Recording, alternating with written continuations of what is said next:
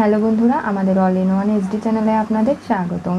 আমি দীপিকা চলে এসেছি আপনাদের জন্য অনুরাগের ছোঁয়া সিরিয়ালের আপডেট নিয়ে। সূর্যদীপা দুজনে মিলে ইরাকে পুলিশের হাতে তুলে দেয়। এরপরে তাদের নতুন প্রেম কাহিনী শুরু হচ্ছে।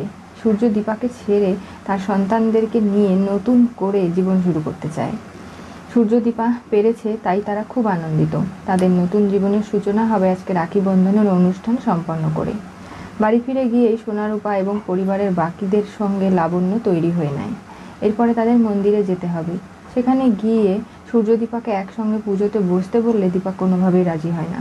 তার মনে পড়ে সূর্যর সেই আঘাতের কথা। ডিভোর্স পেপারে সই করেছিল বলে সূর্যের হাত ধরেছিল দীপা, কিন্তু দীপাকে ধাক্কা মেরে এমনভাবে চলে গিয়েছিল সূর্য, তার কপাল কেটে গিয়েছিল। কোনোভাবে সূর্য তাকিয়েও দেখেনি।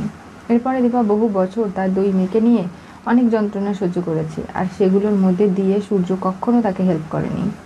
আর তাই বলে যে আমার তো আপনার জীবনে সেই অধিকার নেই, সেগুলো আপনি সব কেড়ে নিয়েছেন। দেখো দীপা, তোমার মাথার সিঁদুর, হাতে শাখা পলা সবটা আমি যেমন কেড়ে নিয়েছি, আমি ফিরিয়ে দেব। তবে পুজোতে যদি বসতে হয় আমি তোমার সঙ্গে বসবো, আর না হলে আমি পুজোতে বসবো না। এখানেই সব কিছু অসম্পূর্ণ থেকে যাবে। সোনা রূপা এবং বীরের রাখি বন্ধনের অনুষ্ঠান নষ্ট হয়ে যাবে ভেবে দীপা অনেক কিছুই মনে মনে ভাবছে। পুরোহিত জেঠু বলে যে দেখ, 7 জন্মের বিয়ে, একবার সিঁদুর পরানো হয়ে গেছে, সামান্য ডিভোর্স পেপারে সই করলেই কি সেই সম্পর্ক শেষ হয়ে যায়? কখনো না। দীপা, তুই পুজোতে বস মা, মায়েরই এটা ইচ্ছে, তুই কেন বুঝতে পারছিস না? সোনারূপা তার বাবাকে বলেছে যে এখন সবাই মিলে একসঙ্গে থাকতে তারা পারবে তো? কেউ এসে বলবে না যে সূর্য সেনগুপ্তর বউ হতে সে চায়? সূর্য বলে যে না।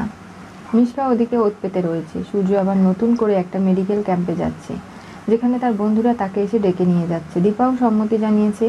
পুরনো সেই ডাক্তারবাবুকে সে ফিরে পেয়েছে। তার ডাক্তারি প্রফেশন জীবনে অনেক মানুষকে বিনা টাকায় সেবা দিয়েছে, আর সেরকমই একটা ক্যাম্পে সে যাচ্ছে। এবার কি হতে চলেছে অনুরাগের ছোঁয়া সিরিয়ালের পরবর্তী টুইস্টে? দীপাকে ঘিরে সূর্য নতুন জীবন শুরুর প্রতিজ্ঞা করলো রাখি বন্ধন অনুষ্ঠানে।